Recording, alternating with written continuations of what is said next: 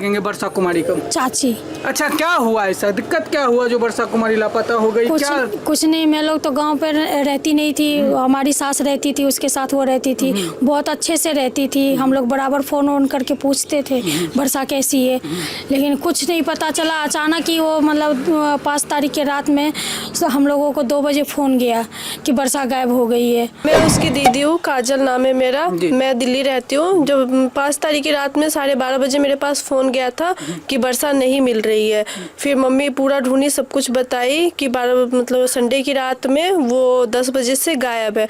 Mummy पूरा ढूंढी और उसका कहीं आना जाना नहीं। गांव पे आने के बाद मैं पूरा ढूंढी हूँ, जहाँ तक वो जा सकती थी, जिसने कहा कि वहाँ वो स्कूल जाती थी, हर जगह पता कर ली, कहीं उसका अता पता नहीं है, कुछ भी हमें क्लू नहीं मिल रहा है। ये तो बात सही है, जो बहुत समय बहुत बिगड़ाल हो गई है, जो किसी पे हम बिलीव नहीं कर सकते हैं आज के समय में।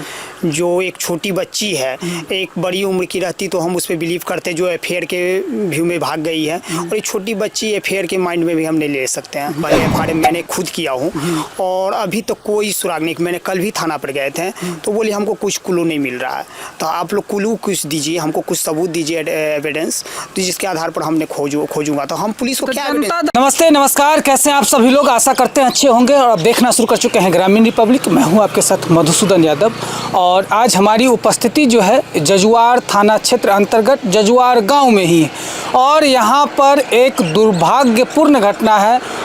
यहाँ पर मात्र 12 से 13 साल की लड़की कहीं न कहीं घर से लापता हो जाती है पिछले 10 दिन पहले, लेकिन आज तक यहाँ की न प्रशासन न यहाँ का जो भी तंत्र है, सरकारी तंत्र है, उसका कोई भी खोज खबर लगाने में असमर्थ है।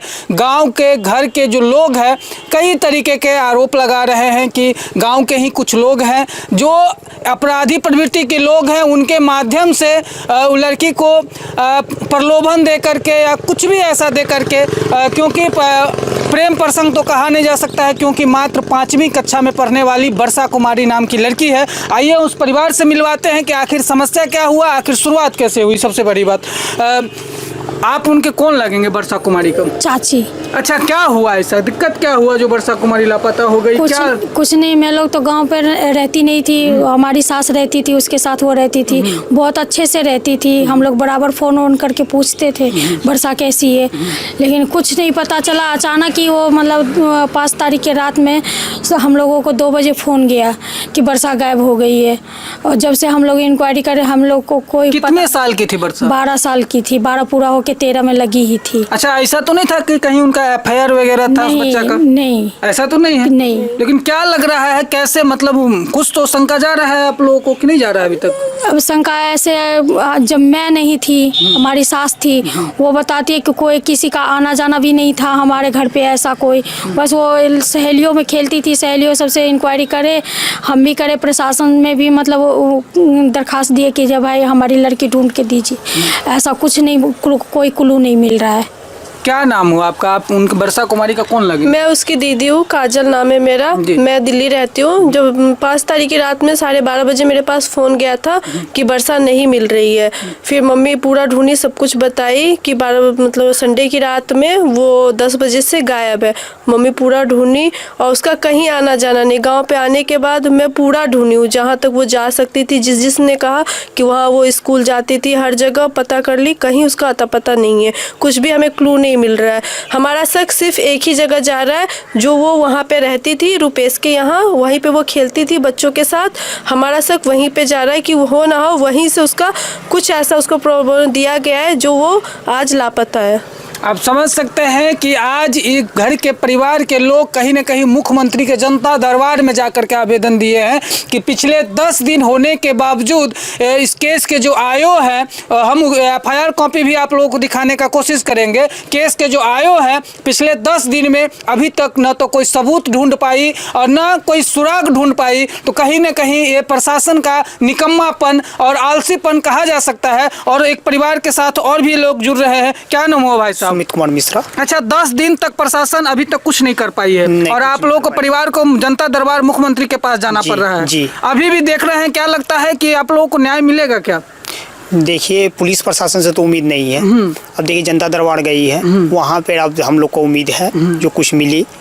और पुलिस प्रशासन से कुछ उम्मीद नहीं है। अच्छा, ये समय और सभ्यता कहाँ जा रहा है कि 12 साल का बच्ची घर से लापता हो जाता है, घर से गायब हो जाती है और कोई अंदेशा नहीं लगा पाते हैं कि आखिर हुआ उनके साथ क्या? ये तो बात सही है, जो बहुत समय बहुत बिगड़ाल हो गई है, जो किसी पे हम बिलीव नहीं कर सकते हैं आज के समय में।